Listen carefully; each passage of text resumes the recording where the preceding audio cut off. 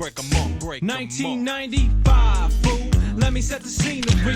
Long Beach side, and it seems to be getting kinda hectic. So why even trip when we dip? Cause you know we don't. G'day people on the internet. It's been 5 or 6 months since my last video, but man, so much has changed. Before we get to the elephant in the room, which is this car being defected, the car has been resprayed, and as you guys saw in the end of the last video, I didn't really show the car fully put together. So here are some clips of how it looks now. The respray was done at Static Flow Custom Paints. I got KH3 black, factory color with a little bit of extra pearl in it. Considering I did all the prep work myself, I was actually really happy with the respray. It's not a perfect car, but it's definitely a great example of an R33, considering it's now 30 years old. After the respray, the Skyline had a lot of nibs, so I had to call in Dr. Buff.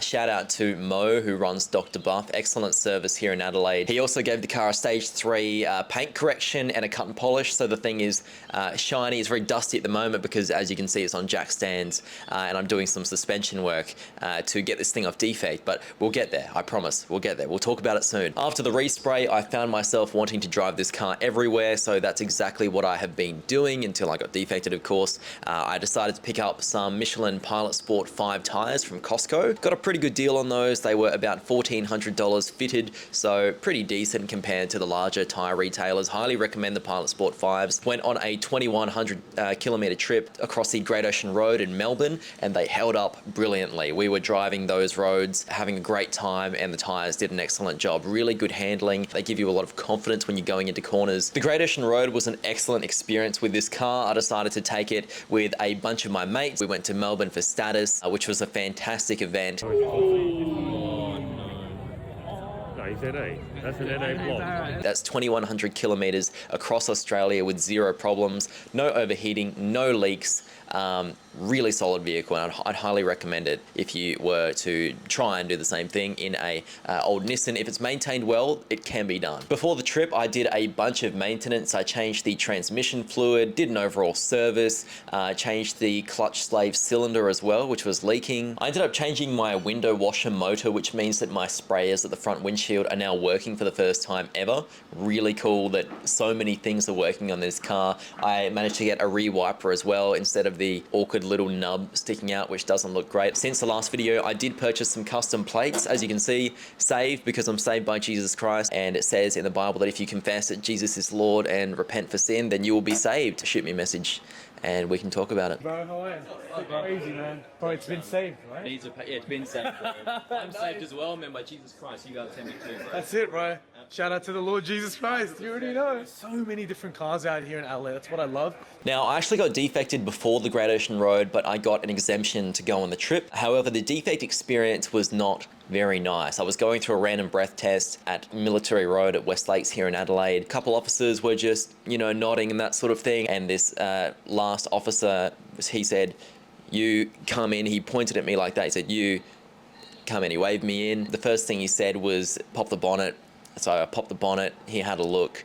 And he determined that the vehicle had adjustable suspension, and he said, "Does that look adjustable to you?" And I said, "Yes," because obviously these are the police. You don't want to disrespect them. You want to just, they're doing their job. And I feel like that's something I publicly want to state. If you are getting annoyed and saying F the police and all of these bad things, I get the frustration. I'm going through it right now. It's very expensive and hard to get the car back on the road, but they are doing their job. They are making sure everything is compliant. It's the game we play. It's all in the game. If we put modifications on, that's our own fault. We can't be mad at the police for doing their job and actually, you know, picking these things out. So that's why I'm going through the defect process now. The officers were pretty chill. It stung me a bit that officer was teaching a cadet, so I got defected by a cadet. As you can imagine though, the defect has put a big halt on this car because I got defected for adjustable suspension. Thankfully I didn't get a fine, and I actually got 28 days to drive the car. Most people get like a few days or a week. Some have even had hours from what I've heard. And I think that's a testament to what actually happens when you respect the police and you understand that they're actually doing their job. They give you the same respect back. And the same went for my Regency inspection. I was very respectful to the people at Regency. However, they found a bunch of extra things.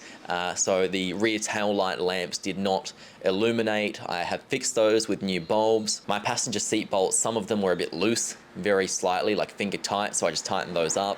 One of the gripes that I had with the Regency outcome was the fact that one of my driver's seat bolts had been snapped off. It had snapped off, so I got it professionally repaired by Captain Thread. He put a new bolt in. In Regency, they found that bolt and they said it's not the same as the Nissan bolt. That needs to be the same head as the Nissan bolt, were his exact words. So I found the Nissan bolt, but that's a very small thing. I might be missing something, but that's a very small thing to, you know, add another defect onto the list over, but it is what it is. It's fixed now. The main thing that they got me for was my rear suspension. Currently, I'm running lowering springs, and that's all good because I removed the coilovers. They didn't care about that, but it was actually the bushes and the ball joints in the rear suspension were very worn. So on the ground here, you'll see some of my arms, which I've refreshed, and I've actually put new Super Pro poly bushings into all of them. The rear knuckles have also been taken out, and I've done every knuckle, hiker's joint, ball joint. So those have all been done. Thanks to my mate Nick Martin for letting me use his hydraulic press.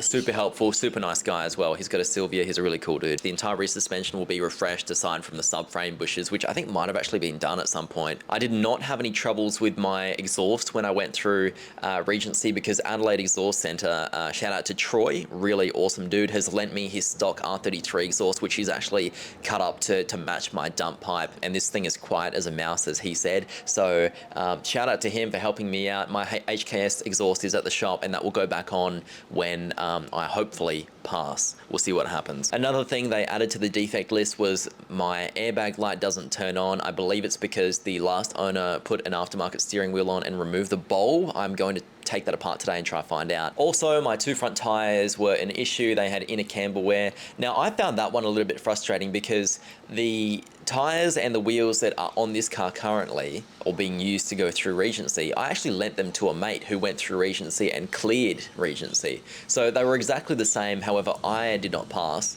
He passed. So yeah, that was an interesting one. I've got two new front tires. I've had those put on, and that should be good to go as well. So pretty much everything's fixed except for the airbag light and the suspension, which I'm doing now. While I've got everything apart, I've refreshed my calipers with some nice new red paint because the old paint was very flaky and just wasn't very good. And while everything has been going pretty well, there certainly were some problems along the way. At the petrol station, I had a massive pool of fuel below my car.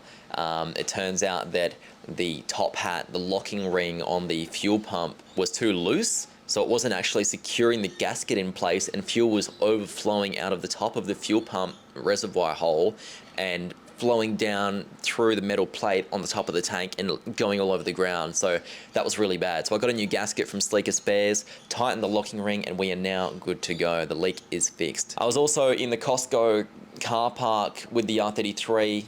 Bad mistake. Don't do that. Don't bring your nice Japanese cars into the Costco car park. And had a small bingle with some Asian bloke he didn't speak English, so I was really nice to him. I just tried to communicate, and we got through it in the end. I helped him do his insurance claim. The rear bumper had a massive scratch on it and the tail light was cracked.